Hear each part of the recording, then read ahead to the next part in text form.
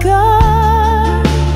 Thank you that you spoke all things into existence by your powerful word.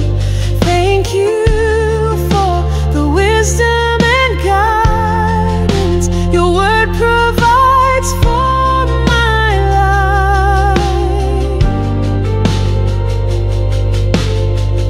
You have said that as a man thinks in his heart, so is he, and that the power of life and death is in the tongue. Help me, Lord, to keep my thoughts